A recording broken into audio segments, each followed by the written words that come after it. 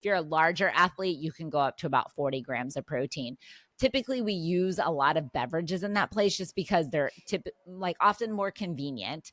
A lot of athletes don't feel really hungry right after they trained, and we know they need fluid. So it's kind of a Right. win-win-win. So some of Right. my easiest go-tos immediately post-workout: low-fat chocolate milk. It's got carbs, it's got protein, it's got fluid, it's 90% water, and it has potassium and sodium, which are electrolytes.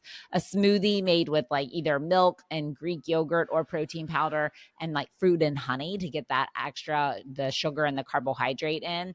Obviously, you could grab an energy bar and a sports drink. That would do the same thing.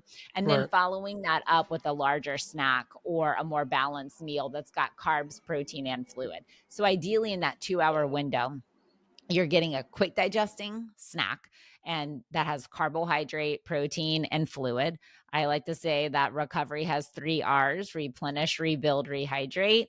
Replenish with carbohydrate, replenish the energy stores, rebuild with protein, rehydrate with fluids. Right. So trying to get that in immediately, and then following up with another meal or snack that's more balanced. That still is going to have carb and protein, but you could have a little more fat or fiber there as well. So Right. that's really going to be what helps start the recovery process and then continue it on so that you have the energy that you need the next time you show up. And it's giving your body the quote unquote ingredients that it needs to Yes. recover.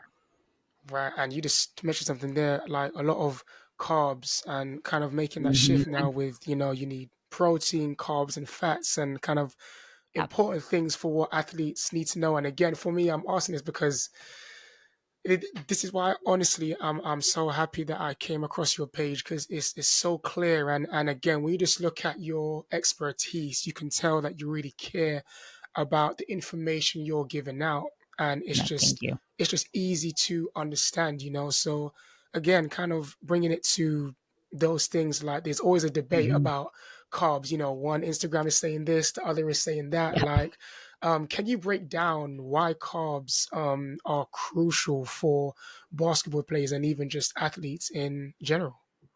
Yes. So carbohydrate is your body's number one source of energy. It Mm, fuels running, jumping, lifting, focus, all the things.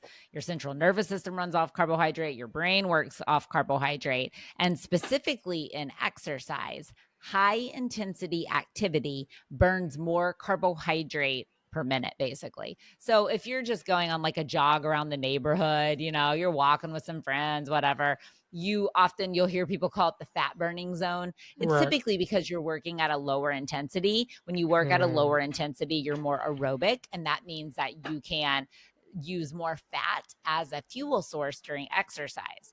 But the higher intensity the exercise gets, aka sprinting up and down a basketball court, mm, you are relying more on carbohydrate as a source of fuel. So when we think about like sprinting, when we think about jumping, anything high intensity, you have to have oxygen present to burn fat. Carbohydrate can be burned anaerobically, which means think about if you're like sprinting up and down a basketball court, right. probably couldn't have a conversation with your teammate. Like, Right. no, Right. you're anaerobic, like you're high intensity. And so Mm, carbohydrate is what fuels that. So we store carbohydrate in our muscles and in our liver. It's called glycogen, but we can just call it stored carbohydrate. You have a maximum amount of that you can store. It's only about 300 to 400 grams. So if you haven't fueled up and don't have carbohydrate, kind of the same thing I was talking about the gas tank, you're starting with lower gas in your tank. And mm, so which means as you get lower and lower and lower, you're going to fatigue and you're going to start to feel tired, not have the same amount of energy. So for all athletes, but high intensity athletes, basketball specific, we want to get carbohydrate at each meal and snack. So typically we're looking at more what I call complex carbohydrates at your normal meals and snacks that aren't around training. So think like brown rice, whole grain pasta, whole grain bread, okay. oats, quinoa, those kinds of things. Then Hmm. when we talk carbohydrate pre, during, post exercise, we really want those simple carbohydrates. So think simple sugars because they break down faster, which means they get into your bloodstream faster, which means your muscle can take it up for energy faster. So that's where we start to see like sports drinks, fruit, like the little sports foods, like the little energy chews, or like having Yeah. a really basic, like, granola bar or eating a banana or something like that. that is where we utilize more of these simple sugars because they can provide quick fuel.